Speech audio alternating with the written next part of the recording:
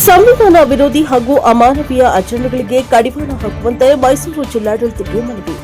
ಆದಿಕರ್ನಾಟಕ ಮಹಾಸಂಸ್ಥೆ ಅಶೋಕಪುರಂ ಮೈಸೂರು ಹಾಗೂ ವಿವಿಧ ಸಂಘಟನೆಗಳ ಒಕ್ಕೂಟದ ವತಿಯಿಂದ ಮೈಸೂರು ಜಿಲ್ಲಾಧಿಕಾರಿಗಳಿಗೆ ಮನವಿ ಸಲ್ಲಿಸಲಾಗಿದೆ. ಆಗಸ್ಟ್ 8, 2026ರಂದು ಉತ್ತರಾಖಂಡದ ಹಲ್ದಾನಿಯ ರಾಮಲೀಲಾ ಮೈದಾನದಲ್ಲಿ ಕಾಂಗ್ರೆಸ್ ರಾಷ್ಟ್ರೀಯ ಅಧ್ಯಕ್ಷ ಶ್ರೀ ಮಲ್ಲಿಕಾರ್ಜುನ ಖರ್ಗೆ ಅವರು ಭಾಷಣ ಮಾಡಿದ ವೇದಿಕೆ ಜಾಗವನ್ನು ಸಗಣಿ ಮತ್ತು ಗೋಮೂತ್ರ ಬಳಸಿ ಶುದ್ಧಗೊಳಿಸಿ ಹೋಮ ಹವನ ಮಾಡಿ ಸಾಮಾಜಿಕ ಜಾಲತಾಣಗಳಲ್ಲಿ ಹರಿಬಿಟ್ಟಿರುವುದು ಬಹಿರಂಗವಾಗಿ ಅಸ್ಪೃಶ್ಯತೆಯನ್ನ ಆಚರಿಸಿದಂತಾಗುತ್ತದೆ. ಇದು ಸಂವಿಧಾನದ 17ನೇ ವಿಧಿಯ ಉಲ್ಲಂಘನೆ ಎಂದು ದೂರಿನಲ್ಲಿ ಉಲ್ಲೇಖಿಸಲಾಗಿದೆ.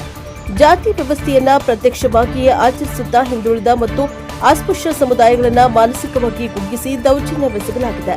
ಇದು ಶೋಷಿತ ಸಮುದಾಯಗಳನ್ನು ದೈಹಿಕವಾಗಿ ಅಲ್ಲದೆ ಮಾನಸಿಕವಾಗಿ ಬಲಹೀನಗೊಳಿಸುವ ಜಾತಿ ಪಿಡುಗಿನ ರೂಪ ಎಂದು ಆಕ್ರೋಶ ವ್ಯಕ್ತಪಡಿಸಲಾಗಿದೆ.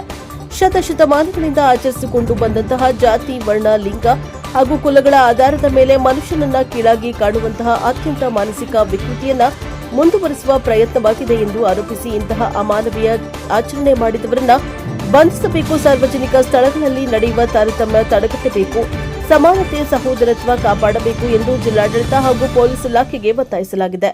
Bureau report K Kantharaju, NKS TV4 Mysuru.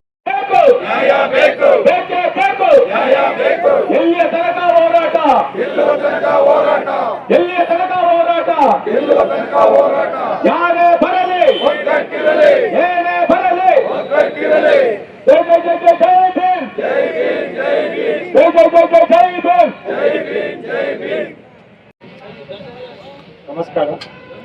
ಏನಿಂದು ಒಂದು ಘಟನೆ ಬಗ್ಗೆ ಉತ್ತರಾಖಂಡಲ್ಲಾಗಿರೋ ಘಟನೆ ಬಗ್ಗೆ ತಾವು ಮನವಿ ಸಲ್ಲಿಸಿದ್ದೇನೆ.